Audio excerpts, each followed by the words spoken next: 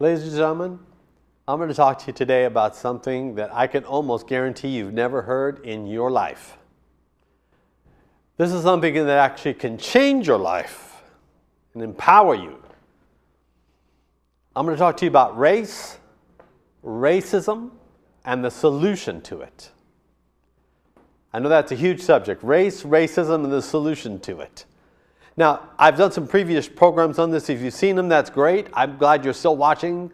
I've got more to talk to you about today I haven't covered, but I have to do a little bit of a review. So if this is because every week we have new viewers and more people watch. So if this is the first time you've seen this, that's fine. I'm going to catch up real quick and then we're going to go on because I want you to know about the solution to a problem that's been plaguing our society now for almost 200 years, if not more than that. And there is a solution. It's not too late. We can fix this. And the way we fix it is with the truth. Because when you know the truth, it's the truth that makes you free. And I want all of us to be free. Our whole society, our whole country, the whole world, I want us to be free from racism, and we can be free from the lie of racism. Now I'm going to show you about it. Racism. There was a project done. Took them almost 13 years to do the project. It was scientists working on it all over the world. It was called the Human Genome Project. Purpose of the project was to map for the first time the human gene, to get a map of the human gene. Again, it took them 13 years to do the project, but they actually finished it. They did it. They completed it in the year 2003, April. They mapped the human genome for the first time. Now, I want you to think about that. It was completed in April 2003. Think about where we are now in time. And this is what they found out when they mapped the human gene. And they didn't expect this. They were just trying to get the map of our gene of the human gene so they could get medical breakthroughs. And they have had medical breakthroughs. But they found something they didn't know they were going to find. Because they were doing this all over the world. Scientists were working on this. They found out, and they put out a report, that every human on the earth, now please listen to this, every human being on this planet, I don't care where you're from, what country you're from, what tone the skin was, it doesn't matter. Every human in the earth, our genes are 99.9% exactly alike. I'm going to say that one more time. Our genes are 99.9% identical to each other. Identical. So they put out a report and they said, ladies and gentlemen, we need to stop using the word race. Because there are no races. I'm going to say it again. There are no races. There's just one race, the human race. I'm part of that race, you're part of that race, and every other human on this planet is part of the same single race, the human race. Now that, ladies and gentlemen, should have been the biggest story of the 21st century. Have you ever heard it before? There's an incredibly good chance you've never heard that ever in your life. The world of science knows about it. They write papers about it. The National Academy of Science, which is the very prestigious National Academy of Sciences, they had a group of their members come together and say, we need to form a board so we can come up with new words to use when we write our scientific papers in our journals and publish them. We need new words to use instead of the word race. We've got to have another word because there are no races. We found out that there were one race. A single race, the human race. Now that is powerful if you let that just sink inside you. And I'm trying to empower you today. I know that almost sounds like a cliche word, empower, but I mean that. I'm trying to empower you today with truth because it is the truth that really does make us free. I want you to get to a place where it is impossible for you ever to feel like someone has been prejudiced towards you. For any reason, skin tone, weight, whatever. Because Hollywood, if you think about it, the entertainment business puts out these images of what we are supposed to look like. And if you don't match the image, then you feel like you're somehow less. That you haven't met the standard that you should be meeting. That you don't have the value that the people in the pictures that you see have. And you can feel somebody treats you because of the way you look. You can feel that somebody treats you less than they would treat someone that you would think would be more attractive than you.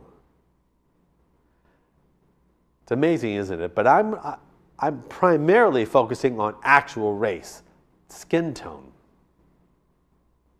And there are no races, ladies and gentlemen. We're one race. So the question is then, where did the idea come from that we did have races? That there were all kinds of races around the world, and that not only that, but modern racism, that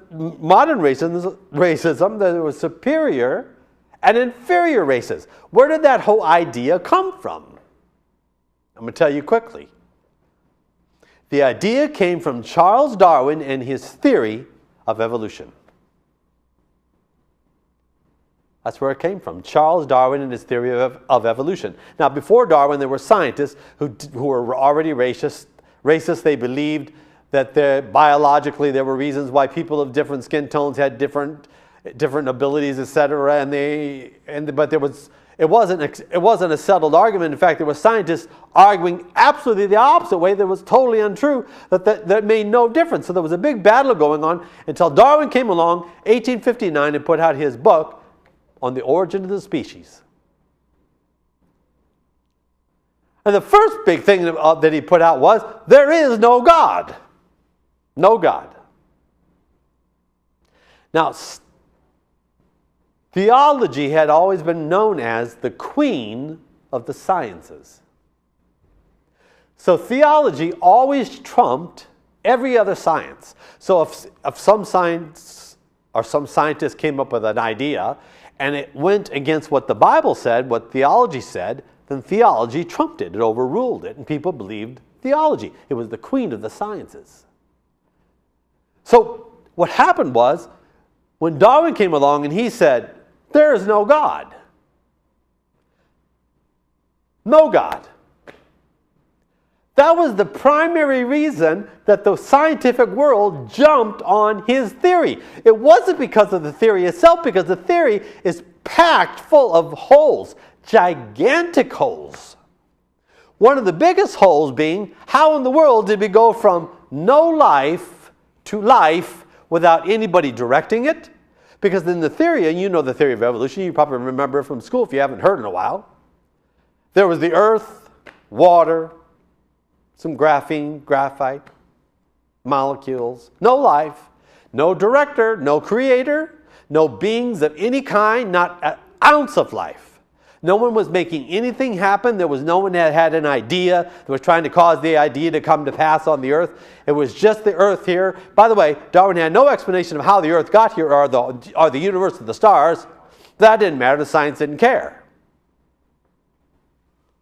And in his theory, just random chance, by pure random accident, nothing making it happen, it just randomly, a single cell of life just formed, just happened.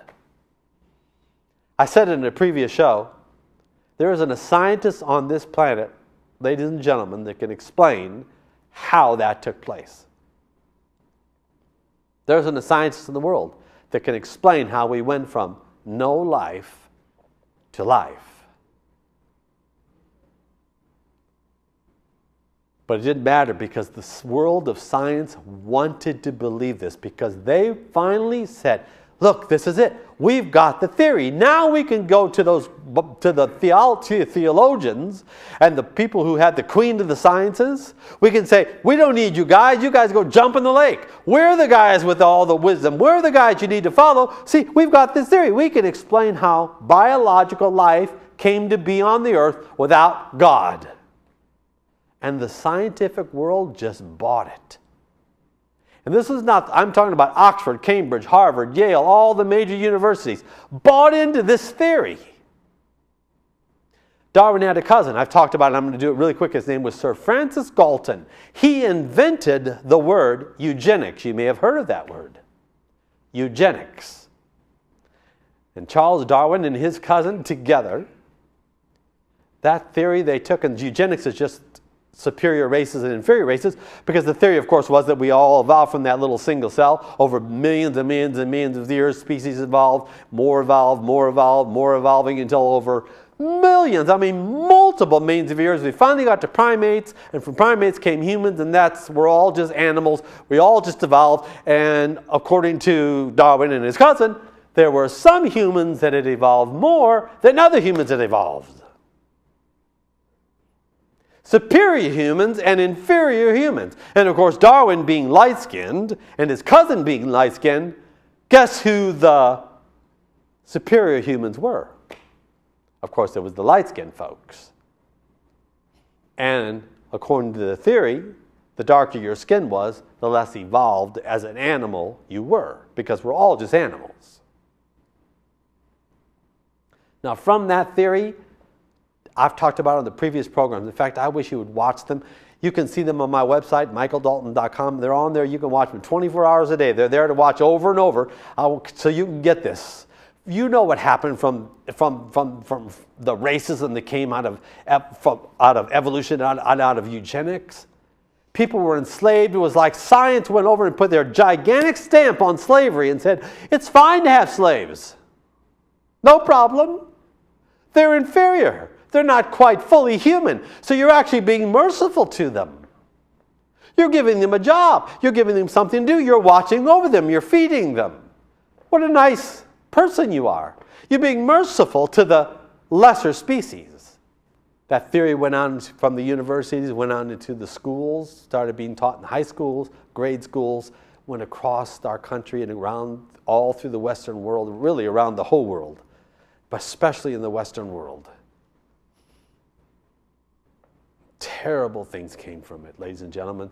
You know all the stuff that's happened because of racism in our country. That's all we hear about all the time in the news is the battle between the races, the problems between the races. It's got to stop. It needs to stop because it is a lie.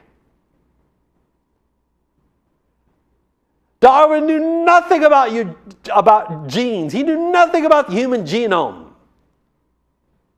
His whole thing was a theory. That's why it's called the theory of evolution. That's why scientists call it the theory of evolution, because it's a theory. It's not hard science.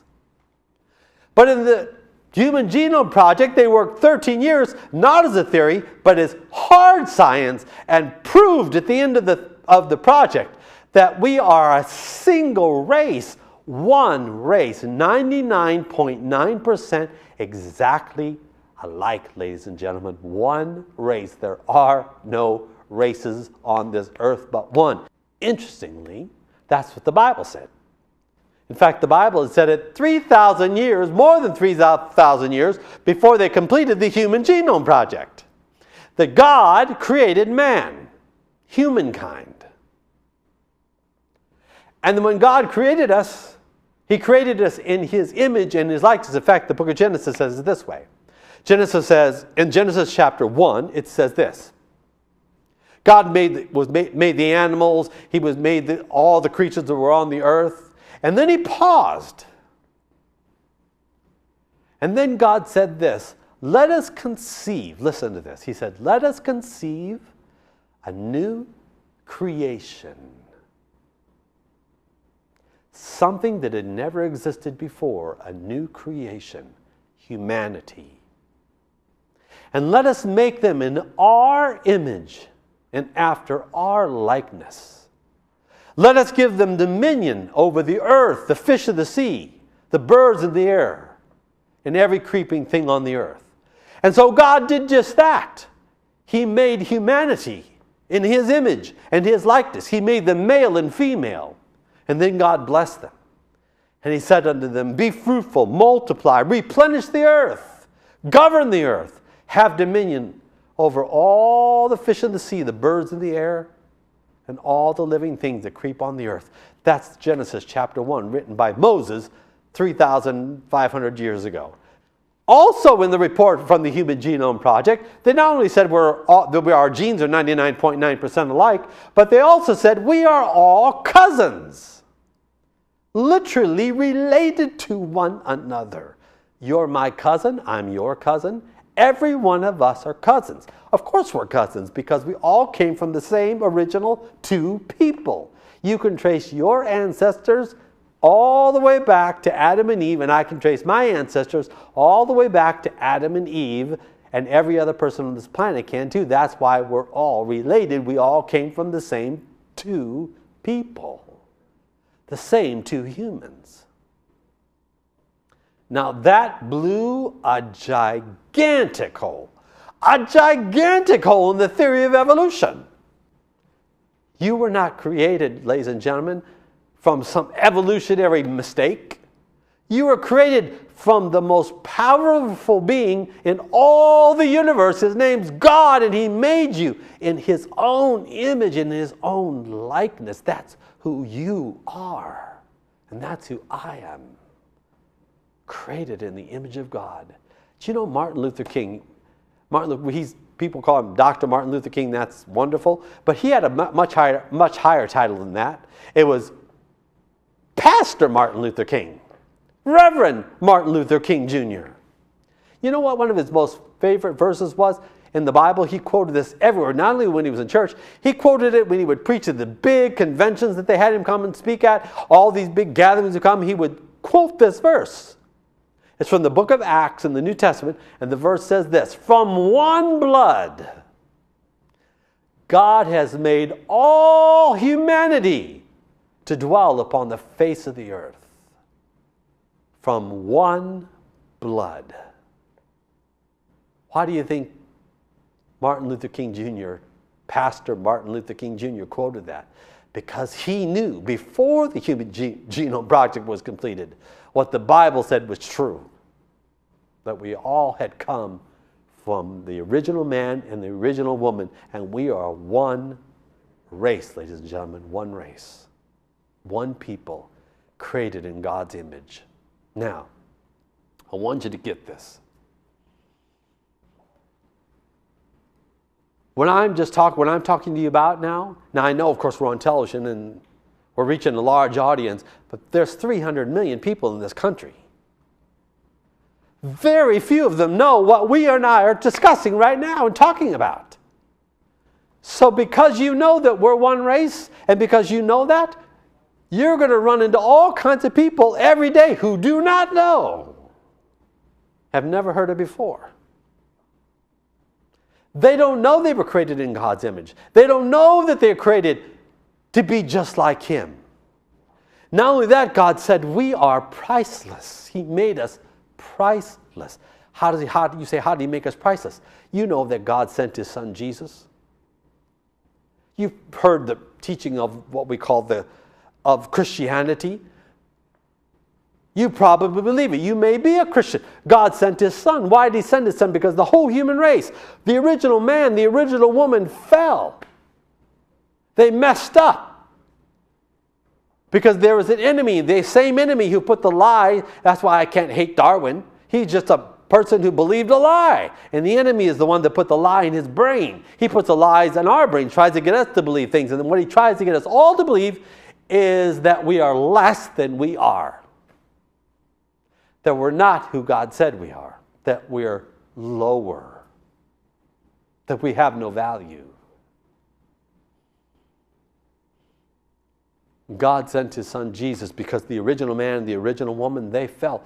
The enemy came to them and he tempted them. He told them, he said, look, there was one thing they weren't supposed to do. Just one thing God told them not to do. And the enemy came and said, look, if you do this thing, you'll be like God. They already were like God. They were created in His image. But they believed His lie and they acted on it. And when they did, they fell. And there was a barrier between them and God. And ladies and gentlemen, every one of us has had that same barrier. But God fixed the barrier. He loved us so much, He didn't want us to have to pay for what we had all done wrong, because we've all screwed up. We've all messed up, of course. We've all did wrong. We did wrong and we knew we were wrong while we did it, but we did it anyway. Oh, we all did. And that put a barrier between us and God. But God didn't want us to have to pay for it. He didn't want us to have to pay for what we did wrong, because He values us so much. We are so priceless that He said, this is what I'm going to do. Instead of you paying for what you did wrong, I'm going to pay for what you did wrong, and for what I've done wrong, and for what every human did on this planet, what we've all done wrong. And so He sent His Son Jesus, and Jesus came and He went to a cross, and on that cross, Jesus' blood was poured out. And ladies and gentlemen, that blood that Jesus poured out was priceless blood. You can't put a value on it. It is priceless. If you want to know the value of something, there's a simple principle to know the value of anything. And this is the principle. To establish the value of something, somebody's got to have the price to pay for that thing, whatever it is. Doesn't matter if it's a house, a corporation, a camera, a light. To establish the value, somebody's got to have the price to pay for the thing. They're willing to pay for it, and they actually pay. I'm going to say it again. Someone must have the price to pay for the thing. They're willing to actually pay for the thing, and they pay for it. That's who establishes the value of whatever it is they're buying. Ladies and gentlemen, please listen to this. If you didn't hear a thing I said this whole program, focus now and get this. The greatest price ever paid in all the universe to purchase anything was paid to buy you and to buy me. The greatest price. God paid the blood, the priceless blood of His Son, to buy us back from the slavery that we'd gotten ourselves into, because we'd all messed up, and that got us all, the whole human race, into bondage and slavery. God sent His Son, and when He paid that priceless blood, He bought us back from that slavery. He bought us out of the jam we'd got ourselves into. And the price was he had to pay to do that. It's so high you can't even put a number on it. It is priceless. So you know what you're worth? You're priceless, because that's what was paid to buy you. And that's what was paid to buy me. We are priceless. Priceless. You are priceless. Created in the image of God and priceless.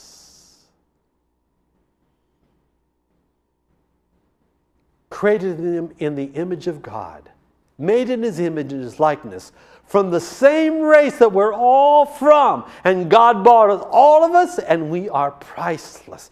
Every single day, every single person you run into, they're priceless. They're just like you, created in His image, and they are your cousin. Now, if you get that in your heart, if you get that in your brain and your heart, it will take any kind of racist thoughts, any kind of prejudice you've had, any kind of prejudice you have felt by others, it will take that and it'll get it out of you, because when you see people, you won't see them the way you used to. And you won't see yourself, more importantly, the way you used to. You'll see it, you'll see yourself the way you actually are. Created in God's image, priceless.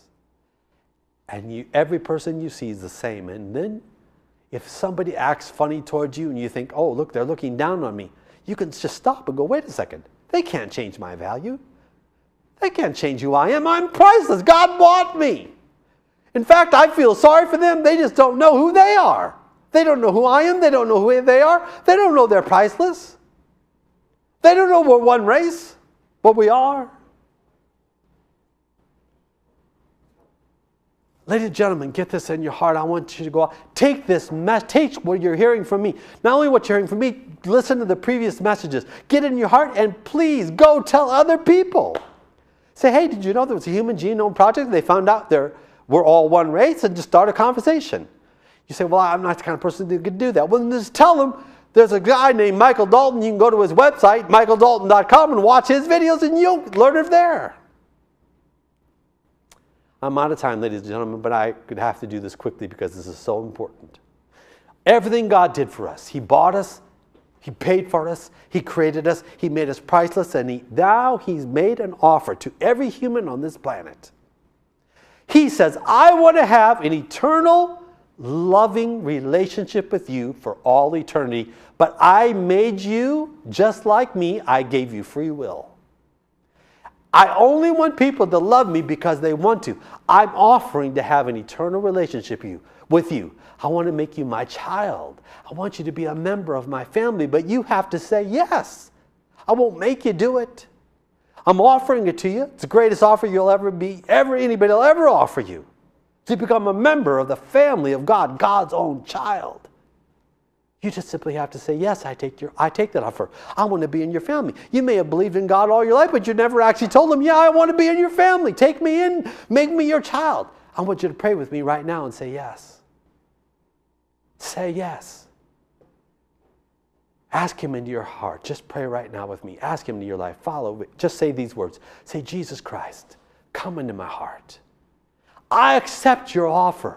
God, I accept your offer. Yes, I say yes to you. I want to be a member of your family. Take me into your family. Make me your child. Thank you for making me priceless. Thank you for making me in your image. Come into my heart, Jesus.